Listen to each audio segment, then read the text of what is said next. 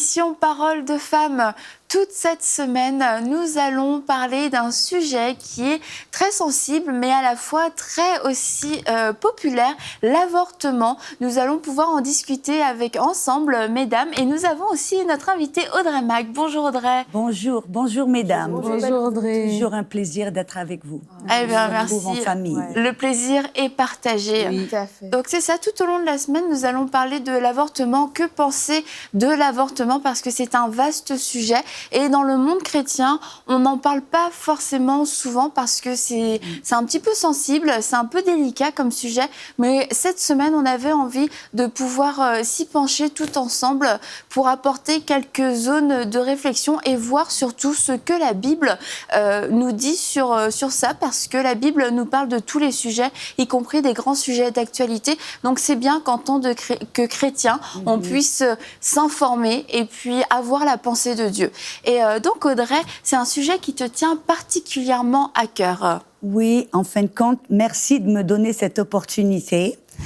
Et j'avais à cœur de parler à ce sujet pour, comme tu as dit et comme vous avez dit, c'est que il n'y a pas beaucoup vraiment d'informations. Si pour une jeune femme veut se faire un avortement et qu'elle va sur un site sur l'avortement, elle n'aura pas toutes les données nécessaires pour vraiment prendre une décision réfléchie. Et nous sommes aussi dans une culture qui l'avortement est tellement favorisé. Et donc j'avais à cœur de vraiment en parler. Et ce que je voudrais d'abord préciser, parce que c'est vrai, quand on commence à parler de ce sujet, il y a les deux côtés. Il y a le côté où c'est pour l'avortement et puis il y a l'autre côté où ça peut avoir tendance à être très antagoniste, très accusateur. Et donc, je voulais en parler vraiment en mettant les gens en l'aise, en disant nous ne sommes pas là et je ne suis pas là pour accuser. Je ne suis pas là, nous ne sommes pas là pour montrer du doigt ou pour essayer d'attaquer. Cette émission, ce n'est pas avec un cœur pour attaquer. Cette émission, c'est pour un cœur pour informer. Et je voulais spécialement le faire parce que je sais que je ne peux accuser personne. Je ne peux pas monter le doigt parce que il y a presque 40 ans, j'étais une petite jeune fille de 16-17 ans et pour la première fois, j'avais un petit copain, je suis tombée enceinte.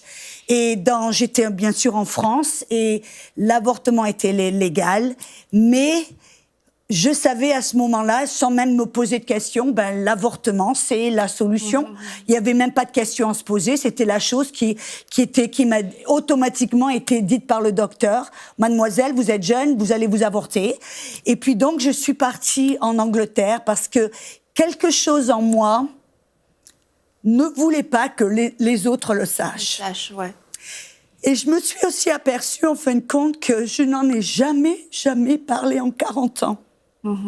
Les seules personnes qui ont su que j'avais eu un avortement, c'était ma grande sœur qui habitait en Angleterre, bien sûr le père de l'enfant, et puis mon mari quand je me suis mariée. C'était mon devoir de lui faire savoir que j'avais eu un avortement. Mais alors que j'ai commencé à réfléchir et puis j'ai eu à cœur de faire cette émission, je me suis aperçue que c'était quelque chose que j'avais couvert et que j'avais presque ignoré et que je n'avais jamais, que personne ne savait. Et je me suis rendu compte, en fin de compte, qu'il y avait quelque chose, il y avait une honte qui était attachée et qu'il y avait et maintenant, après, en tant que femme chrétienne, je me suis aperçue que moi, quand j'étais toute jeune, si j'avais entendu les deux côtés, si j'avais entendu tout ce que c'est et tout ce qui vient avec l'avortement, que ce soit du côté médical et du côté moral, et j'aurais peut-être pris une décision différente. Je ne sais pas. Mais j'ai ressenti que c'était important d'en parler parce que même dans l'Église, et on le sait, ce n'est quelque chose dont on ne parle jamais. On le balaye sous le tapis et on n'en parle pas.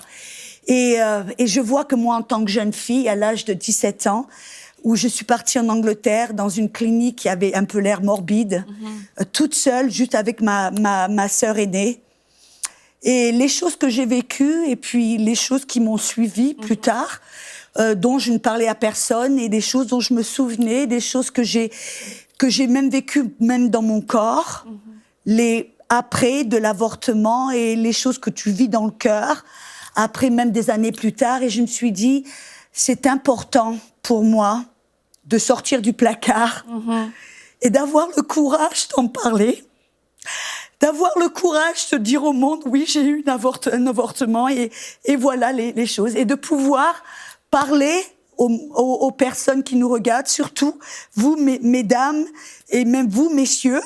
Si vous avez des valeurs chrétiennes comme nous en avons ici, voilà les choses que l'on veut présenter et que l'on veut partager. Et comme je le répète encore, ce ne sera pas avec un doigt ou avec un côté accusateur, parce que je ne peux pas, et je ne vais pas, et je ne veux pas jeter la première pierre.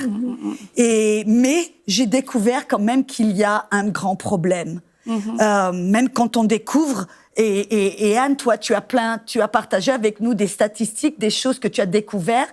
Peut-être tu pourrais les partager avec nous. Moi, je crois que la statistique qui m'a le plus émue quand j'avais préparé ce sujet-là, c'était que depuis la Deuxième Guerre mondiale, il y avait 1 milliard d'avortements qui avaient eu lieu de manière officielle, sans compter les avortements faits dans la clandestinité dans plusieurs pays. 1 milliard. Donc c'est des chiffres qui donnent vraiment le tournis.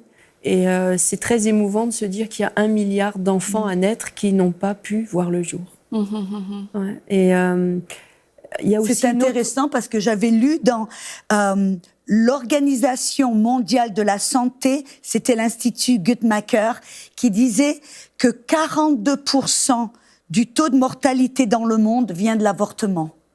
Wow. Des morts totales dans le monde, 42% c'est l'avortement. C'est des chiffres qui donnent le tournis.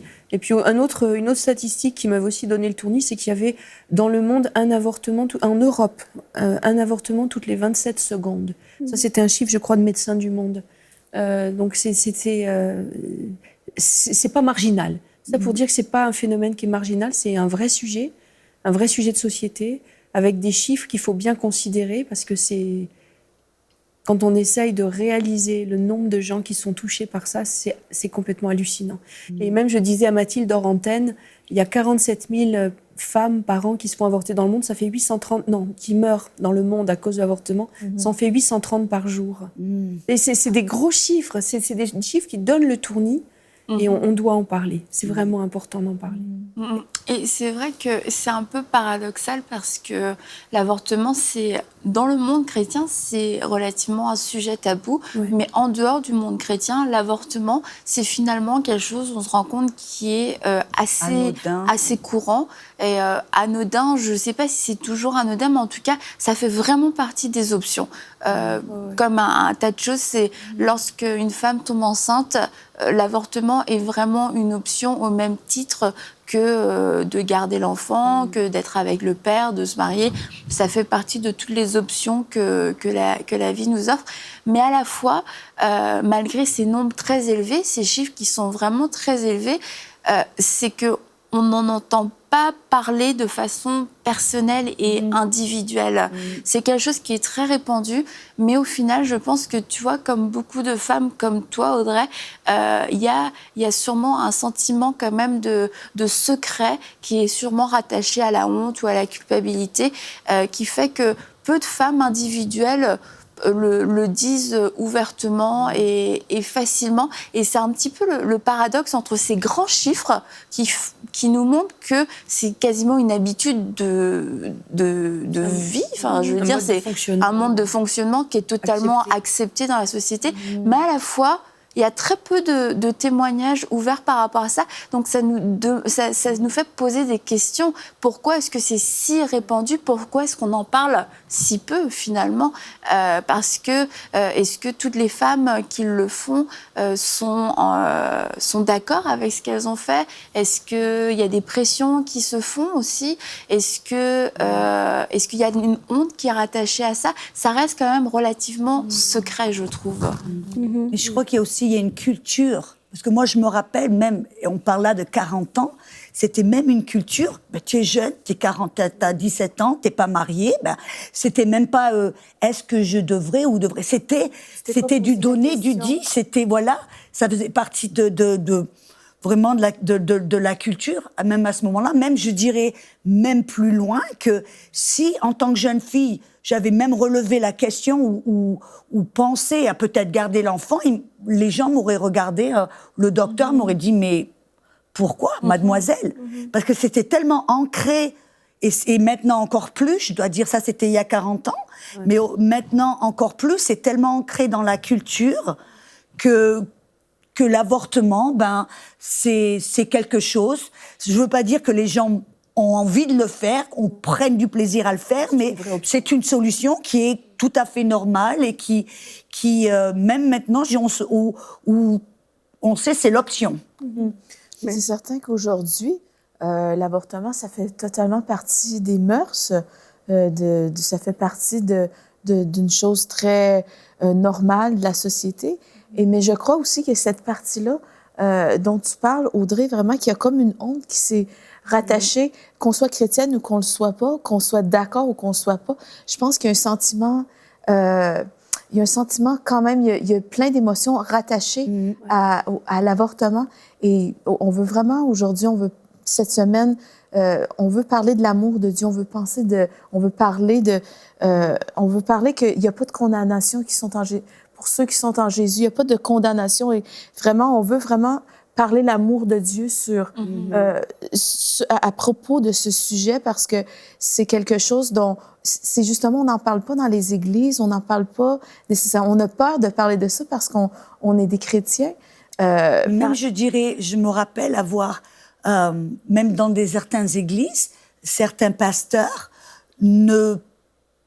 voient l'avortement même comme une option. Ou dans certaines églises, certains chrétiens n'ont même pas, ont tellement adopté la culture du monde que l'avortement même, c'est même une option. Recevable. Mais je pense que c'est par manque d'information. Parce que et c'est pour cela, quand on commence vraiment à s'y intéresser, ça soulève des réalités quand même qui sont...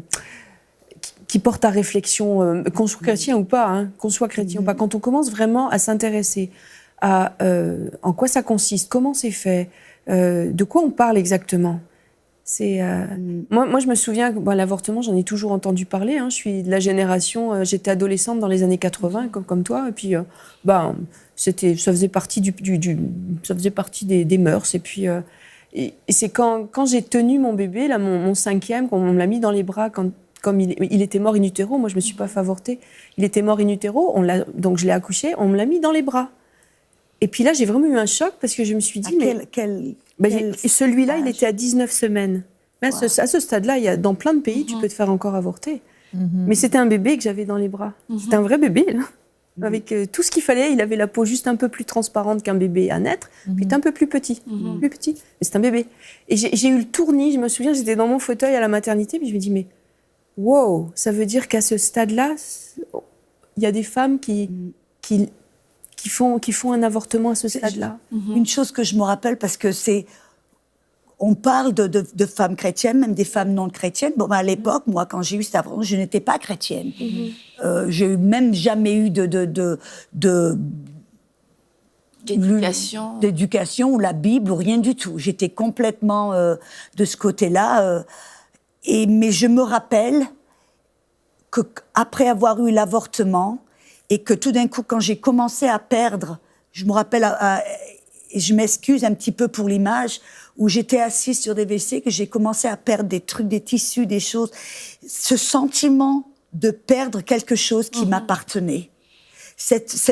Et comme je dis, je n'avais aucune notion même de chrétien ou de vie ou quoi que ce soit, mais c'était... Et ce sentiment de honte, et ce sentiment d'abandonnement, et ce sentiment de vide, et ce sentiment de perdre quelque chose qui était à moi et qui était en moi. Et même, je me rappelle la panique que j'ai ressentie, où j'ai dû appeler ma sœur en panique, en disant, mais qu'est-ce que tu vois, et en pleurant et en sanglots. Et là, je peux pas le mettre sur la coupole, oh, j'étais chrétienne, c'était la conscience. Non, c'était quelque chose en moi. Qui savait, et je peux le dire, peut-être que c'était un instinct maternel, je ne sais pas. Mais c'était quelque chose en moi qui savait que je venais de perdre, ce qui avait été enlevé de mon corps et ce qui tombait de mon corps était quelque chose qui était à moi et que j'avais, qui était tombé, que j'avais abandonné, qui n'était plus à moi. Et je crois qu'il y a ce sens-là. Il y a ce sens que des femmes et des filles, les choses qu'elles ressentent et les choses qu'elles vivent, et on a besoin d'en parler. Je crois qu'une émission comme celle-ci est vraiment importante parce que justement, on vient apporter un autre son de cloche. Moi, je me rappelle quand j'ai eu mon dernier, parce que j'étais allée voir, mon médecin m'avait suivie pour ma deuxième grossesse. Et donc, on se parlait, elle était super gentille. Et puis, je lui disais tous mes projets et tout ça. Et j'étais jeune à l'époque, je crois que j'avais 25 ans. Et donc, quand je suis revenue après, parce que je suis retombée enceinte rapidement de mon dernier, elle m'a proposé d'avorter, tu vois. Pour elle, c'était comme, t'as déjà 2 enfants, puis t'avais pas prévu, t'as des choses à faire, t'as des plans, et puis vous êtes jeune, tu vois. C'était comme si ça fait partie, c'est comme si, je peux prendre le bleu, le rouge ou le vert, c'est égaux au même titre. Culture, ça fait et c'est vraiment comme ça que c'est dans la mentalité pour dire que, tu sais, la vie, on la valorise même plus. C'est comme si, c'est pas encore un être vivant, donc il est encore disposable. Tu sais, on peut encore s'en débarrasser, tu as encore le choix, tu vois. Et elle me mettait vraiment la pression pour dire, t'as encore le choix, t'es encore jeune. C'est juste au début, tu vas pas t'en rendre compte et tout ça. Et je pense que des émissions comme celle-ci viennent juste dire aux gens, il y a une autre solution, tu vois. Et c'est dangereux de prendre une décision permanente sur des circonstances qui sont temporaires.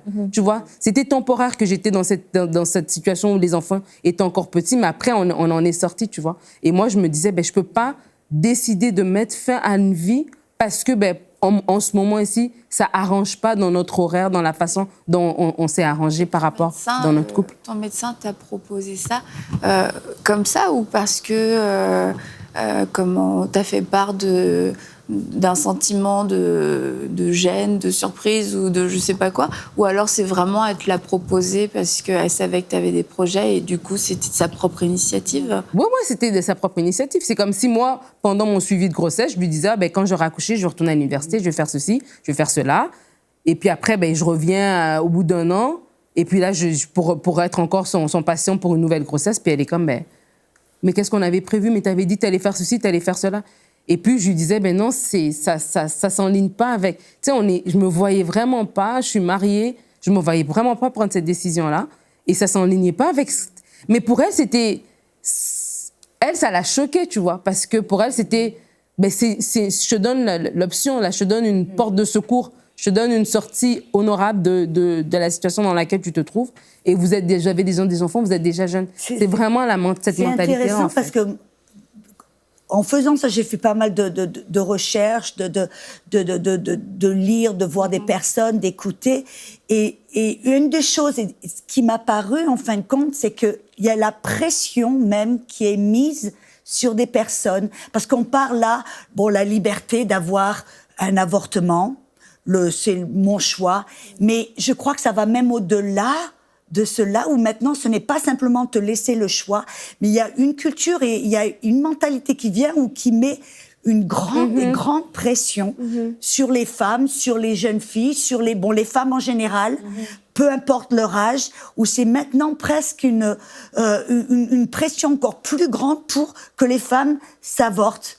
Et ça, je l'ai remarqué, j'ai découvert, et c'est là où je trouve que c'est même injuste, que on n'en est plus au stade où c'est simplement, voilà, c'est ton choix, prends le choix que tu veux.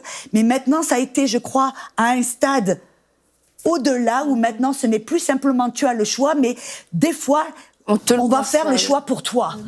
Même, je me rappelle avoir lu le témoignage d'une jeune fille qui, même dans son cœur, elle voulait des enfants. Elle s'est dit, je veux le garder, mais la pression qu'il y a été mise de la part non seulement des docteurs, parce que je veux pas les démoniser non plus, mais de la famille, de la culture, partout où elle allait, c'était, mais tu dois t'avorter. Et même là où elle était, la clinique où elle est allée, on lui a dit, mais on lui a pris un rendez-vous à la clinique pour se faire avorter. Et puis, on lui a même dit, quelqu'un viendra avec toi t'accompagner, que tu sois pas tout seul. Et puis elle a dû vraiment résister et pousser à contre-courant pour leur dire non, mais je veux garder l'enfant. Et puis elle a fini par garder l'enfant. Puis on verra plus la suite, ce témoignage, mais c'est tourné quelque chose de fabuleux. Mais c'est intéressant de voir du coup aussi les profils des femmes qui peuvent se faire avorter, parce que moi, pendant longtemps, j'ai pensé que les cas d'avortement majoritairement, c'était à cause d'agressions, de viols, d'inceste, ou alors de mineurs qui, en situation de crise, ou éventuellement, je sais pas moi, des femmes toxicomanes, j'en sais rien, des choses comme ça, des cas plus extrêmes. Et puis, en faisant des recherches, en suivant aussi une rubrique que tu avais fait dans Bonjour chez vous, on découvre toute une autre réalité en fait à travers ces chiffres. Oui, il y avait un chiffre qui m'avait vraiment surpris. Ça, c'est un chiffre de l'Organisation mondiale de la santé. Il y a 73% de la totalité des avortements obtenus, soit 41 millions, qui l'ont été par des femmes mariées. Donc là, on ne parle pas de situation de jeunes ados en crise, sans ressources, en difficulté. 73%, ça veut dire quasiment les 3/4. C'est fait par des femmes qui sont mariées, qui sont en couple ou mariées. Et donc, tu les as eu ces données? Ça, c'est sur l'Organisation mondiale de la santé. Donc c'est pas partial dans le sens que ce sont des données des femmes en couple, mariées. Ça veut dire qu'il y a quand même un cadre pour accueillir cet enfant. Alors après, c'est sûr qu'il peut y avoir des problématiques économiques, mais quand même, nous, notre préjugé, comme tu disais, c'est de dire c'est vraiment pour les situations de crise, c'est les filles qui se retrouvent enceintes, elles l'ont pas voulu, il y a eu un viol, il y a eu ou un petit copain qui t'a laissé tomber, tu te retrouves à 16 ans enceinte. Mais en fait, c'est pas la réalité. C'est quasiment, c'est pas marginal, mais c'est 25% des femmes seulement qui sont dans un cas de où on peut. C'est combien le taux pour les jeunes de moins de... Je sais pas si je l'ai sous les yeux celle-là pour les jeunes. Non, je l'ai pas moi-même. Mais en tout cas, moi, je me souviens, quand j'ai accouché de ma première fille, dans la chambre d'à côté, il y avait une dame, et la sage-femme avait commencé à me parler. Elle aurait peut-être pas dû me dire ça, mais elle me dit, vous savez, elle dit, la femme qui pleure, là, c'est bien triste pour elle. Elle dit, je la connais depuis longtemps dans ce service-là, on l'a vue souvent, parce que comme c'était une femme de carrière, elle s'est plusieurs fois fait avorter dans nos services, parce que ça venait gêner sa carrière. Et elle dit, maintenant, elle arrive à 41 ans, elle veut absolument avoir un enfant. Et parce que, elle voit l'horloge biologique aussi qui tourne, elle veut un enfant et elle n'y arrive plus. Elle fait fausse couche sur fausse couche. Et elle me disait, sa situation est tellement triste. Puis elle aurait certainement pas dû me partager ça, mais en tout cas, ça m'avait tellement marqué, je me suis dit, waouh, pour la carrière, cette femme a fait ce choix. Et je pense que même dans des femmes de carrière qui ont une bonne situation, qui ont un bon salaire, le milieu professionnel aussi fait qu'il y a tellement de compétition. Elles sont pas en situation de crise, elles sont pas même économiquement en danger.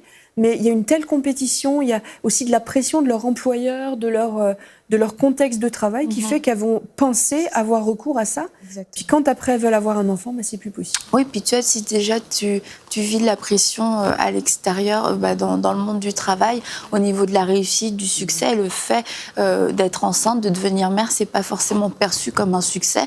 Et tu vas voir ton médecin, tu as déjà ce tiraillement en toi, il y a sûrement une partie qui se réjouit, mais une grande partie qui se demande mais comment, pourquoi, qu'est-ce que je vais faire.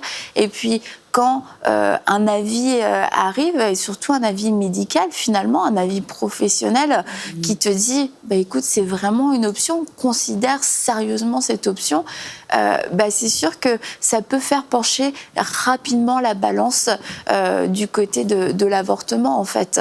Et c'est pour ça, là où aussi je te rejoins Audrey, je pense que c'est bien de rétablir cette balance si on veut vraiment dans une option de choix, c'est de mettre les vrais éléments dans la balance et les vraies informations. Et comme tu disais Nadine, de prendre une décision aussi permanente qui va avoir des conséquences à long terme, qu'on garde ou qu'on ne garde pas l'enfant, finalement, il y aura des conséquences sur toute une vie. Exactement. Pour un poste, etc. Et tu vois, ton médecin, il prenait, je prends elle en exemple, Ouais, c'est une femme. mais ça peut être aussi un membre de la famille, une amie, même un mari. C'est de considérer tout l'autre aspect et aussi ce qu'on ressent à ce moment-là. Est-ce qu'on avait de la joie? Est-ce qu'on a un désir de le garder qu'on n'ose même plus s'avouer aujourd'hui parce que la pression est telle qu'il y a ça va juste être oublié par tout le monde, par tout l'entourage, mais c'est quand même, on dit c'est notre corps, et oui c'est notre corps justement, et on a un droit de décision, un droit de parole en fait sur notre corps. Je crois que ce qui est important de dire, Annabelle, c'est que souvent l'argument c'est que les femmes ont le droit de choisir. Oui, je suis d'accord, mais donnons-leur tous les faits. En connaissance de cause. Parce que très souvent, le problème, on dit le droit de choisir, mais on leur donne qu'un seul côté. Exactement. Comme si elles ne sont pas capables d'entendre l'autre côté de la vérité. Ouais. Et moi, j'aime bien ce que Voltaire, il a dit. Je crois que c'est Voltaire qui l'a dit. Corrige-moi si je... Voltaire, il a dit « Je ne suis pas d'accord avec toi, mais je vais me battre jusqu'au bout que tu aies le droit de le dire. Et je crois que c'est là, en fin de compte. C'est que si les femmes, oui, elles choisissent, d'accord, mais qu'elles aient au moins qu'on les considère comme des êtres qui peuvent choisir, donnons-leur tous les faits, de côté et de l'autre côté, qu'elles puissent choisir. Et je pense que c'est ce que Dieu fait avec nous. Je mets devant toi la vie et la mort. Et il nous met constamment des choix. Il nous donne le choix de l'aimer, le choix de le suivre. Et il est clair, je veux dire, Dieu n'était pas dans un système de manipulation pour qu'on puisse le choisir, pour qu'on puisse décider de lui obéir. Il nous a exposé clairement, et quand on lit la Bible, on voit clairement à quoi ressemble le péché, qu'est-ce qui rend le péché si attrayant, pourquoi est-ce qu'on a envie de pécher. Il nous explique tout, et puis il nous présente aussi son amour, pourquoi son amour est complet, pourquoi son amour va pouvoir nous suffire, même s'il y a des tentations, même si c'est pas toujours facile. Et comme tu dis, je pense, oui, il faut mettre vraiment toutes les informations bout à bout et pouvoir prendre des choix en toute connaissance de cause et pas avoir peur justement de découvrir la vérité, que ce soit d'un bord ou de l'autre, en fait, Je pense du qu'on tableau. mesure pas les conséquences. C'est pas par les femmes qui se font avorter ou l'entourage qui pousse aussi quelqu'un à avorter. Ils le font souvent par ignorance. Je pense que la clé là-dedans, c'est de bien savoir les conséquences.